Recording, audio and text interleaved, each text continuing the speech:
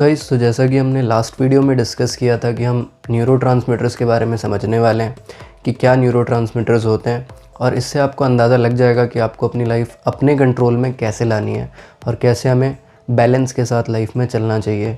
तो जुड़े रहिए हमारे साथ, और चैनल है हमारा GPS फॉर लाइफ। तो न्यूरोट्रांसमीटर्स क्या होते हैं? न्यूरोट्रांसमीटर ऐसे केमिकल ट्रांसमीटर्स हैं जिनका बहुत अहम रोल है बॉडी में। इसके बिना आप डेली फंक्शंस नहीं कर सकते। तो न्यूरोट्रांसमीटर्स का मेन फंक्शन ये है कि एक नर्व सेल होता है, उसके एक्सोनल एंड से दूसरे नर्व के पास मैसेज पहुंचाया जाए। इन दोनों के बीच में एक खाली जगह होती है जिसे साइनैप्स कहते हैं, और साइनैप्स वो जगह है जहाँ पर ये सारा मूवमेंट एक एंड से दूसरे एंड पे ट्रांसमिट हो रहा है। साइनैप्स ही वो जगह है जो अलाउ करती है एक केमिकल इम्पल्स को दूसरे न्यूरॉन तक ट्रांसमिट करने में। और जैसा कि आप जानते हैं कि ये स्पेस एग्जिस्ट करता है, इसी स्पेस की वजह से कम्युनिकेशन हो पाता है दो न्यूरॉन्स के बीच में। अब कम्युनिकेशन हो गया, अब यही वो प्लेस है जो हमें मेमोरीज़ रिकॉल करने में भी हेल्प करता है।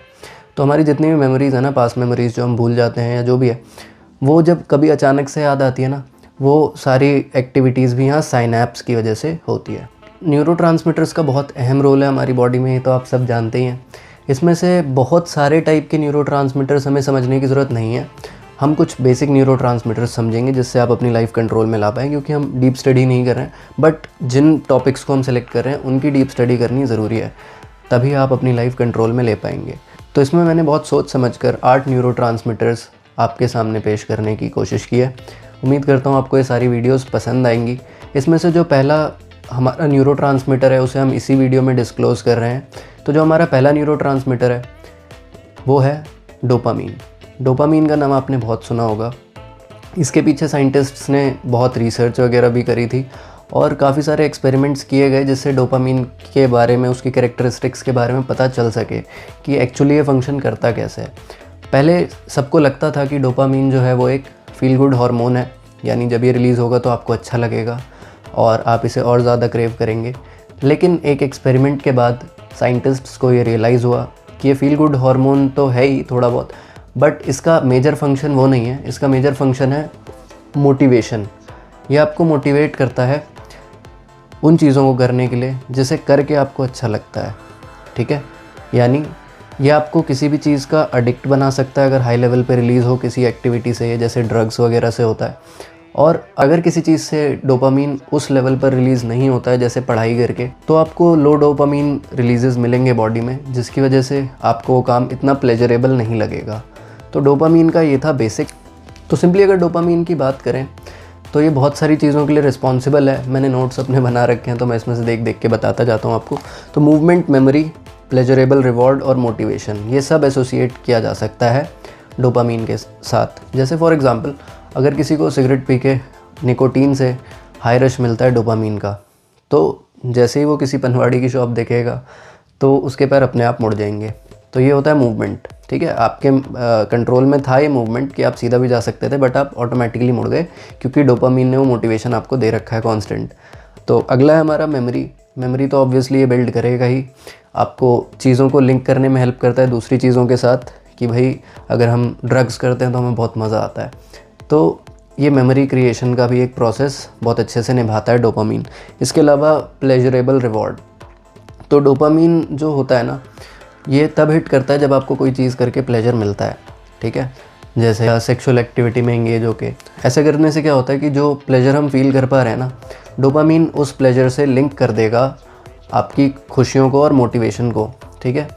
तो आपकी मोटिवेशन लिंक हो जाएगी इन प्लेजरेबल एक्टिविटीज़ के साथ, और इन्हें लिंक कौन कर रहा है? इन्हें लिंक कर रहा है डोपामीन। तो मेरे हिसाब से ये चीज़ें क्लियर हो गई होंगी। और लास्ट पॉइंट है इसका मोटिवेशन। मोटिवेशन यानी जब आप चीज़ों के साथ लिंक कर देते हो तो ये ऑटोमेटिकली आपको वही एक्टिविटीज़ करने के लिए मोटिवेट करता है। फॉर एग्जांपल, कि अगर किसी को ड्रिंक करने की आदत लग गई है तो उसे बार बार ड्रिंक करके मज़ा आएगा और उसे बार बार मोटिवेशन मिलेगी कि मैं और पीऊँ और पीऊँ। क्यों? क्योंकि मोटिवेशन ये देता है, बट इनिशियली मोटिवेशन हाई रहेगी, लेकिन उतनी ही क्वांटिटी कंज्यूम करके अब कम सुख मिलेगा उसे। जैसे हमने लॉ ऑफ डिमिनिशिंग रिटर्न्स पढ़ा है इकोनॉमिक्स में, उसी तरीके से हर एक बॉटल कंज्यूम करने के बाद उसे जितनी खुशी मिलती थी उतनी अब एक बॉटल से नहीं मिलेगी। उसे इनिशियली एक बॉटल में जितना मज़ा आएगा उतनी नेक्स्ट बॉटल में अगले दिन नहीं आएगा, तो उसे एक की जगह 2 करनी पड़ेंगी, 3, 4, 5, ऐसे करते करते लोग एडिक्ट्स बन जाते हैं। तो डोपामीन बॉडी में कब रिलीज़ होता है? तो जब भी आप कोई प्लेजरेबल चीज़ करते हो तो डोपामीन रिलीज़ हो जाता है। फॉर एग्जांपल सेक्सुअल एक्टिविटीज़ हो गई, या फिर मान लो सिंपली आपके घर में कोई बहुत टेस्टी खाना पक रहा है, कहीं कुकीज़ पक रही हैं, देसी घी में कौन कुकी पकाता है भाई, लेकिन मान लो कि कहीं कुकीज़ बन रही हैं या देसी घी का तड़का लग रहा है घर में, तो खाने से एकदम खाने का मन नहीं होता, मुंह में पानी आ जाता है। ये सब चीज़ें डोपामीन ही रिलीज़ कर रहा है, ठीक है, हमारी बॉडी के अंदर। तो डोपामीन एक ऐसा न्यूरोट्रांसमीटर है, ठीक है, जो चीज़ों को पेयर अप कर रहा है हमारे प्लेजर्स के साथ। डोपामीन हाई होने के फ़ायदे क्या हैं? अगर आपकी बॉडी में हाई डोपामीन है तो उसके क्या फ़ायदे होंगे, ठीक है। तो हाई डोपामीन से आप यूफोरिक रह सकते हैं। यूफोरिक यानी आप अपनी दुनिया में होंगे कि हाँ मेरे को बहुत पैसा कमाना है, मुझे बहुत स्ट्रगल करना है वगैरह वगैरह, या फिर मेरे को ये करके दिखाना है अपनी लाइफ में, ये होता है यूफोरिया, ठीक है। यानी हम अपनी इमेजिनरी वर्ल्ड में जा सकते हैं और अपने आप को मोटिवेट और सब कुछ कर सकते हैं डोपामीन के सारे। दूसरा है एनर्जाइज्ड, आप फील करेंगे। एनर्जाइज्ड यानी अगर आपकी बॉडी में डोपामीन लेवल्स अच्छे हैं तो आप हमेशा मोटिवेटेड रहेंगे, एनर्जाइज्ड रहेंगे कि हाँ मैं ये भी कर लूँगा, ये भी कर लूँगा और वो भी कर लूँगा, ठीक है। और इसके अलावा जिसकी बॉडी में अच्छा लेवल है डोपामीन का, उसकी सेक्स ड्राइव भी बहुत हाई रहेगी, यानी वो सेक्सुअल इंटरकोर्स करने में या सेक्सुअल एक्टिविटी करने में फ्रीक्वेंटली इच्छा जाहिर करेगा उस चीज़ की, ठीक है। तो ये सारी चीज़ें हैं जो हाई डोपामीन से लिंक कर सकते हैं। जिनकी बॉडी में डोपामीन लेवल स्लो देखे गए हैं उनमें देखा गया है कि वो ADHD के शिकार हो सकते हैं, ठीक है। ADHD आपको पता ही है कि ज़्यादा देर तक हम ध्यान नहीं लगा सकते, किसी चीज़ पे कंसंट्रेट नहीं कर सकते। जैसे आप पढ़ाई के टाइम फोकस्ड नहीं रह सकते ज़्यादा देर, आप सोचते होंगे कि भाई मैं क्यों नहीं फोकस कर पा रहा, ठीक है। तो ये सब इसी कारण होता है क्योंकि डोपामीन उस लेवल पे रिलीज़ नहीं हो रहा है जितना पढ़ाई करके होना चाहिए। इसके अलावा पार्किंसंस डिजीज़ ये बड़े लोगों में ही ज़्यादातर देखा जाता है आफ्टर 60 ईयर्स ऑफ एज, जिसमें बॉडी की मूवमेंट्स अनकंट्रोलेबल हो जाती हैं, धीरे धीरे आप बॉडी पे कंट्रोल खोने लग जाते हैं। और इसके अलावा आप ट्रेमर्स भी फील कर सकते हैं पार्किंसंस डिजीज़ में। ये मोहम्मद अली जो फेमस बॉक्सर हैं उन्हें भी पार्किंसंस डिजीज़ का सामना करना पड़ा था, अगर आप लोगों को पता हो तो। इसके अलावा रेस्टलेस लेग सिंड्रोम होता है। रेस्टलेस लेग सिंड्रोम में एक्चुअली होता क्या है ना कि जो हमारे लेग्स हैं ना उन्हें कांस्टेंट मोशन में रहने की एक अर्ज फील होती है कि भाई मैं अपने पैर हिलाते रहूं। जैसे कुछ लोग आपने देखे होंगे रात में सोते हुए उनके पैर मूव करते रहते हैं थोड़े थोड़े जब तक एकदम वो प्रॉपरली सो ना जाए, ठीक है। तो ये सब लो लेवल्स ऑफ डोपामीन के कारण हो सकता है, जिसमें प्राइमरी जो दुख भरी चीज़ है वो ADHD है कि आपका ध्यान जल्दी से लगेगा नहीं। अब हम ये चीज़ें डिस्कस कर ही रहे हैं ADHD वगैरह, तो मैं ये भी बता दूं कि जैसे आप अब शॉर्ट वीडियो कंटेंट देखते हैं, रील्स वगैरह या शॉर्ट्स, यूट्यूब शॉर्ट्स वगैरह, तो इससे भी हमारा अटेंशन स्पैन बहुत कम होता जा रहा है, छोटा होता जा रहा है, हमें पता नहीं है। और हमारी मैक्सिमम पॉपुलेशन ऑलरेडी ADHD झेल रही है। लंबी वीडियोस 20 मिनट 25 मिनट की वो जल्दी से इन्वेस्ट करते ही नहीं उस पर इतना टाइम, जब तक उन्हें एक बहुत हाई क्वालिटी की कोई चीज़ उसमें नज़र ना आए तब तक, ठीक है। तो इन चीज़ों का ध्यान रखें, अपनी डोपामीन लेवल्स को मेंटेन करें। और एक चीज़ मैं और बताता हूँ कि आप अपनी डोपामीन लेवल्स को कैसे इंक्रीज़ कर सकते हो। कि आपको अगर लगता है कि आप इन सब में से कुछ भी फील कर रहे हैं और लो लेवल्स हैं डोपामीन के, आप एनर्जाइज्ड फील नहीं कर रहे हैं, ठीक है, किसी भी चीज़ में मोटिवेशन नहीं आ रहा है, तो ऑब्वियसली आपका डोपामीन थोड़ा कम हो गया बॉडी में। एज के साथ साथ ये कम हो सकता है प्रोडक्शन इसका। और इसे मेंटेन करने के लिए हमें क्या क्या करना पड़ेगा? एक तो एक्सरसाइज करनी पड़ेगी, एक हमें डाइट बहुत अच्छी लेनी पड़ेगी, यानी बैलेंस डाइट लेनी पड़ेगी। अगर आप बाहर का बहुत खा रहे हैं या फिर कोई हिसाब किताब ही नहीं है, सिर्फ मीठा मीठा ज़्यादा खाते हैं, सिर्फ सॉल्टी ज़्यादा खाते हैं, तो आपको अपनी डाइट में हर चीज़ ऐड करनी पड़ेगी ताकि आपके विटामिन, मिनरल और जो भी चीज़ें हैं सब कुछ फुलफिल्ड रहे और आपके सारे जो हार्मोन्स हैं, ये न्यूरोट्रांसमीटर्स हैं, बैलेंस में चलते रहे। आप सैचुरेटेड फैट का कंजम्पशन कम कर सकते हैं, ठीक है, और अपने अटेंशन स्पैन को बढ़ा सकते हैं। जिन चीज़ों में आपका मन नहीं लगता, जैसे पढ़ाई में, अगर वो अच्छी चीज़ें हैं तो आप उनकी आदत डालें, ठीक है। और अगर आपको मन नहीं लग रहा है, मान लीजिए आप पढ़ रहे हैं 1 घंटे 2 घंटे आप पढ़ना चाह रहे हैं और आधे घंटे में आप बोर हो जाते हैं, तो एक रिवॉर्ड मैकेनिज़्म बना लीजिए। क्योंकि कुकीज़ खाने पर या कोई भी मीठी चीज़ खाने पर, शुगर खाने पर, चॉकलेट खाने पर आपको एक बहुत बड़ा रिवॉर्ड मिलता है, ठीक है, माइंड के अंदर। शुगर रश कहते हैं ना जिसे, तो रश मिलता है, जिसकी वजह से बॉडी में सारे हार्मोन्स जो हैं वो एकदम से एक्टिवेट हो जाते हैं, खुशियाँ देने वाले। तो आप ऐसा कर सकते हैं कि कोई भी मीठी चीज़ खा ली कुछ देर पढ़ के, तो आपको रिवॉर्ड मिला, तो आपका रिवॉर्ड अब एसोसिएट हो जाएगा पढ़ाई से।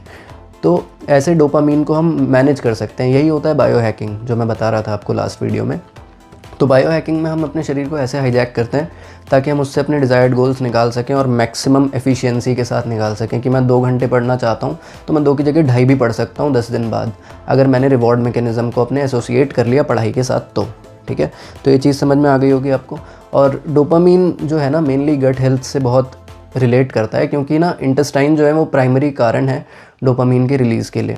अगर आपका इंटेस्टाइन हेल्दी है, ठीक है, तो आपका डोपामीन भी जो है वो अच्छे से प्रोड्यूस होगा। तो गट हेल्थ का ध्यान रखना बहुत ज़रूरी है, इसलिए मैंने कहा था कि बैलेंस डाइट लेनी ज़रूरी है। इसके अलावा आप मेडिटेट कर सकते हैं, एप्रोप्रिएट सनलाइट ले सकते हैं। ठीक है, मतलब धूप में आप बाहर निकलें, सर्दियों में तो अब सर्दियों का टाइम आ रहा है तो धूप सेकने आप जा ही सकते हैं। इसके अलावा आप जब फेवरेट म्यूज़िक भी सुनते हैं ना तो उससे भी आपका डोपामीन रश बॉडी के अंदर आता है। अब हम इसकी बैड साइड के बारे में समझते हैं कि भाई अगर आपका डोपामीन बहुत ज़्यादा है बॉडी में, ठीक है, तो आपको स्लीप लेने में दिक्कत हो सकती है। क्यों? क्योंकि अगर बॉडी में रश बहुत है अभी भी डोपामीन का रात में सोते टाइम भी, तो आपकी बॉडी एनर्जाइज्ड है ना, सिंपली आपको नींद आएगी ही नहीं। ठीक है, आप बहुत एनर्जाइज्ड फील करेंगे रात में, फ़ोन उठाते ही ब्लू लाइट पड़ते ही आंखों पे आप एनर्जाइज्ड हो जाते हैं। ठीक है, तो ये क्या होता है, डोपामीन मिल रहा है, आपके डोपामीन के रिसेप्टर्स सारे चेकअप हो जाते हैं। ठीक है, और सारा इनका हिसाब किताब बिगड़ जाता है। तो ये हो गया एक कारण जिससे आपको नींद नहीं आती। अगर आपकी बॉडी में हाई डोपामीन है तो रात में कुछ मीठा वीठा खाने से पहले सोच लें ताकि रश ना आए शुगर का। ठीक है, इसके अलावा डोपामीन हाई होने से ओबेसिटी हो सकती है, यानी आप मोटे हो सकते हैं। ठीक है, क्योंकि अगर डोपामीन बहुत ज़्यादा है आपके शरीर में तो आप कुछ ना कुछ मीठा खाते रहेंगे, शुगर रश का एडिक्शन हो जाएगा आपको, और इस कारण से ओबेसिटी आ सकती है। और बहुत ज़्यादा हाई लेवल ऑफ डोपामीन में कुछ लोगों के अंदर स्किज़ोफ्रेनिया भी देखा गया है। ठीक है, ये सबके साथ नहीं होता कि अगर बॉडी में बहुत हाई डोपामीन है तो हो ही जाएगा, लेकिन स्किज़ोफ्रेनिया इसमें कॉमन हो सकता है। स्किज़ोफ्रेनिया अगर आपको नहीं पता तो मैं बता दूं कि स्किज़ोफ्रेनिया में क्या होता है कि हमें आवाज़ें सुनाई देने लग जाती है कि भाई मेरे माइंड में कॉन्स्टेंटली आवाज़ें चल रही है कि भाई ऐसा कर वैसा कर। देखा होगा आपने कुछ लोगों के, मतलब स्किज़ोफ्रेनिया की अगर आप यूट्यूब पे वीडियोस देखोगे तो आपको समझ में आ जाएगा। वो बताते हैं कि हाँ मेरे अंदर से आवाज़ें आती हैं कि हाँ भाई यहाँ से कूद जा या ये कर ले, और मैं वो कर देता हूँ। तो ये होता है स्किज़ोफ्रेनिया। काफ़ी डेंजरस लगता है सुनने में और एक्चुअली है भी। ठीक है, क्योंकि 24 घंटे आपको आवाज़ें सुनाई देना काफ़ी ऑड हो जाता है ठीक है, काफ़ी स्पूकी भी हो सकता है। तो ये सब इसकी बैड साइड है, लेकिन स्किज़ोफ्रेनिया थोड़ा रेयर है डोपामीन लेवल्स की वजह से। बट इसका एक प्राइमरी कॉज ये हो सकता है डोपामीन लेवल्स में सर्ज। तो उम्मीद करता हूँ आपको ये वीडियो पसंद आई होगी। डोपामीन के बाद हमारा जो अगला टॉपिक होने वाला है ये एड्रेनलिन है, तो हम नेक्स्ट वीडियो में आराम से चर्चा करेंगे।